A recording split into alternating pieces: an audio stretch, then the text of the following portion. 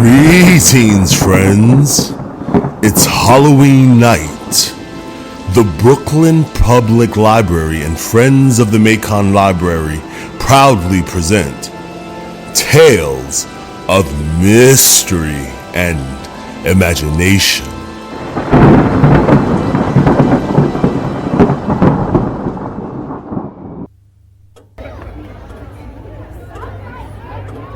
Is all that we see or seem but a dream within a dream?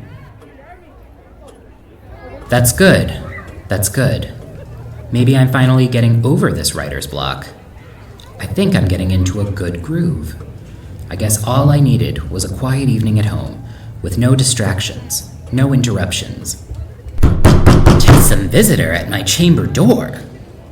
Come in. Edgar, good evening. Mrs. Price, to what do I owe this honor? I've just come back from my book club at the library. We all just devoured Ligeia. It was so wonderfully creepy. None of us could put it down. A book club? Yes, it's a group of my lady friends who get together to talk books and gossip and recommend books to each other. And also gossip. Ah, this is the first I've heard the term book club. Yes, I'm pretty sure we invented it. So, when's your next book coming out? You sound like my editor. To tell you the truth, Mrs. Price, I don't know. I've been struggling with a bit of writer's block of late. Ah, well, I'm sure inspiration will strike soon. I hope so. I was getting a bit of progress made when you arrived. Oh, very nice. Yes, I've just been having a quiet evening here, working. Sounds like just the thing. It really helps to have peace and quiet. Just me and my writing desk with no distractions. Oh, that's my cue. I need to be on my way anyway, but kudos to you, Edgar, on such a fantastic story. Thank you, Mrs. Price. I really appreciate that.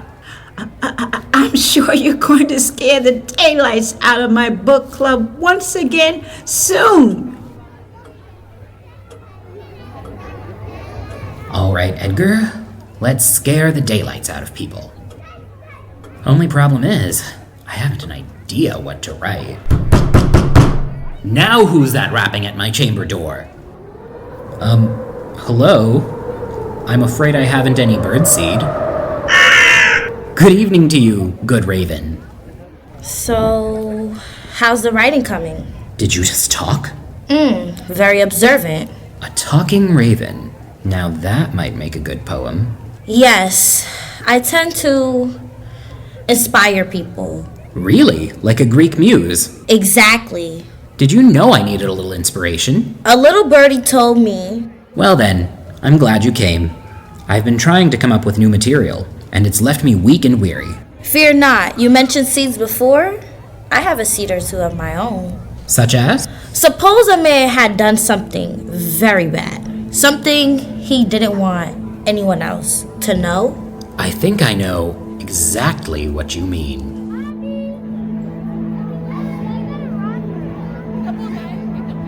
It is impossible to say how the idea first entered my brain, but once conceived, it haunted me day and night.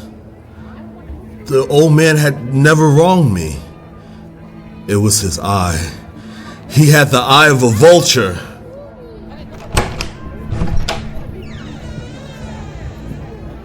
There it is, a pale blue eye with film over it. Whenever it falls upon me, my blood runs cold. So I've made up my mind to take the life of the old man and thus rid myself of the eye forever. Who's there? I will keep still and say nothing. There's the vulture eye, open, wide open. It makes me furious.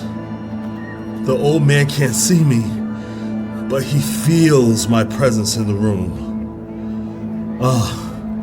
There comes to my ears a sound.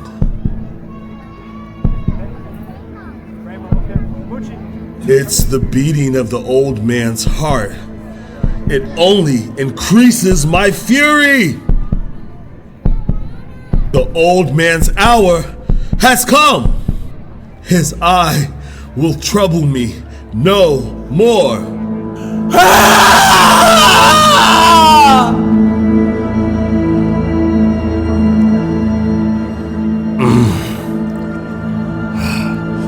Oh, so heavy.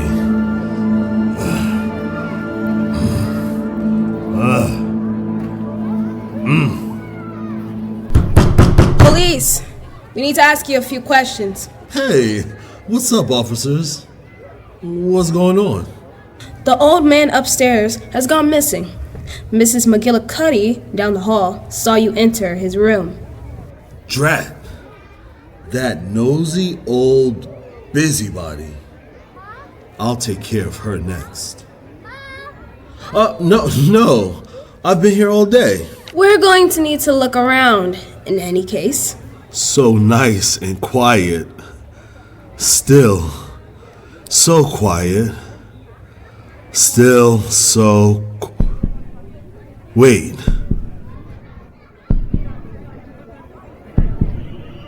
It's his heart. Still pounding, beating, torturing me. Surely you can hear it too. They're just toying with me, pretending not to hear it. You hear it, don't you? Stop pretending! Hear what? I don't hear anything. You're just playing with me to make me suffer. There you are. I did it. I chopped him into pieces, but his horrible heart won't stop beating.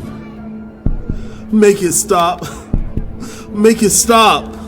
Sure, we'll make it stop. You just come with me now.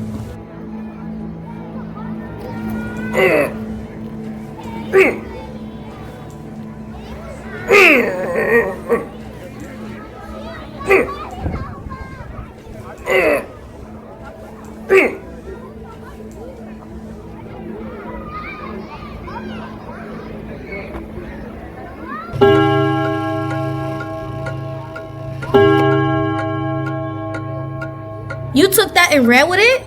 Nice work. Thank you. But do you think maybe that was a little gruesome for these kids? No, it's all alright. This is culture.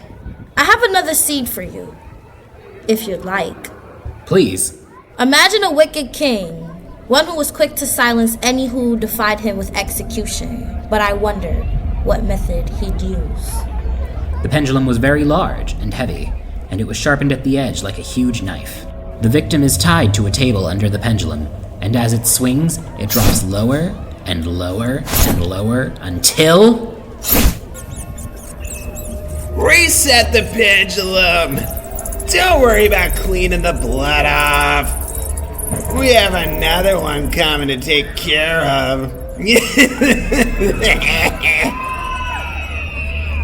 This evil king punished anyone who had an opinion different from his own. A man named Manuel dared to express an opinion of how wrong this was. The king was swift to sentence him to death by the fiendish pendulum.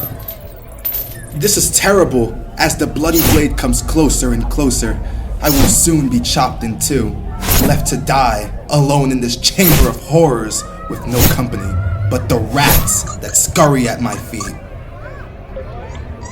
And below me is a pit filled with hungry alligators. Wait, maybe the rats can help me. Friends, rodents, countrymen, lend me your ears! Can you help me? Untie my bonds and save my life! What's in it for us, boss? Do you like Halloween candy? I will give you all the candy if you help me.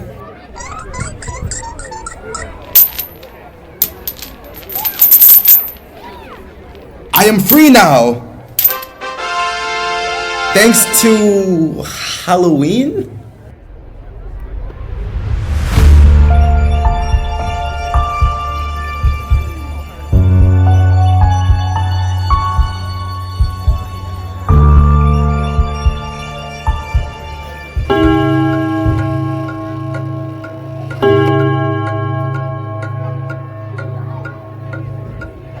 I love how that story came out, but what's Halloween? Trust me, it's gonna be big. I have one final seed for you this evening, Edgar. Yes, please. Suppose there was a terrible plague devastating the country. Yes, a pestilence more fatal and hideous than ever before. Sharp pains, then dizziness, then bleeding out from every pore, especially the face. And so it was called the Red Death. And suppose there was a prince, happy and unbothered, as the common people suffered. Yes, Prince Prospero. While thousands died, he walled himself off in his castle and invited a select few to a masquerade ball of a most unusual magnificence.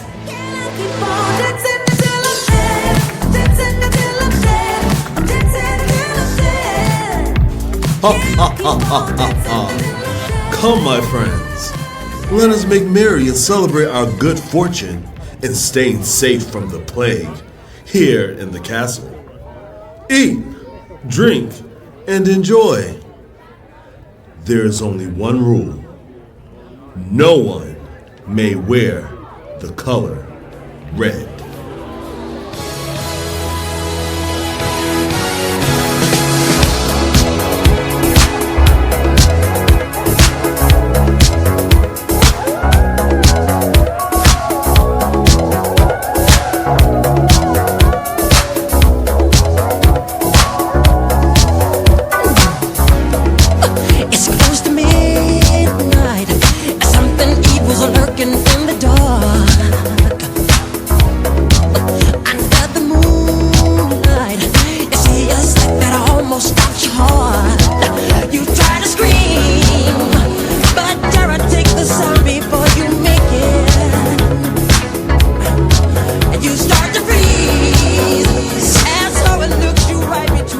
The revel went whirlingly on, until at length there commenced the sounding of midnight upon the clock.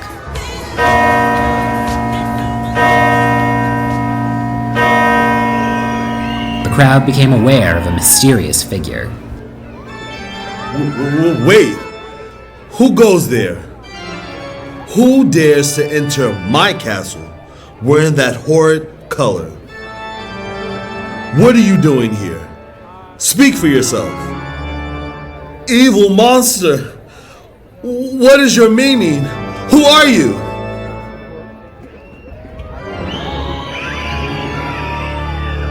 I am the Red Death. Did you think that your wealth and your privilege could protect you? All persons are alike in one way. Death waits for you all.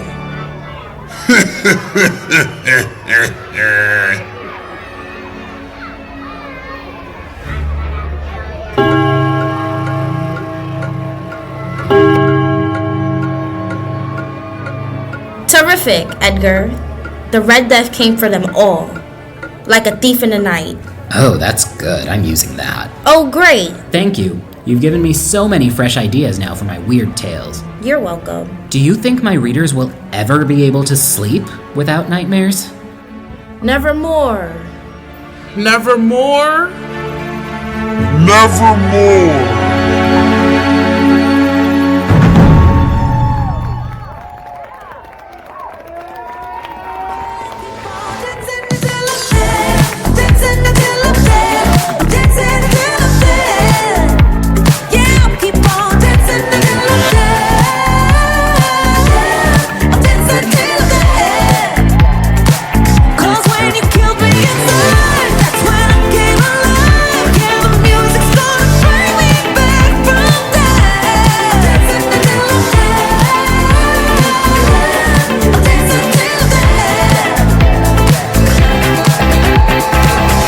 You've created a creature of the night. Now I'm haunting your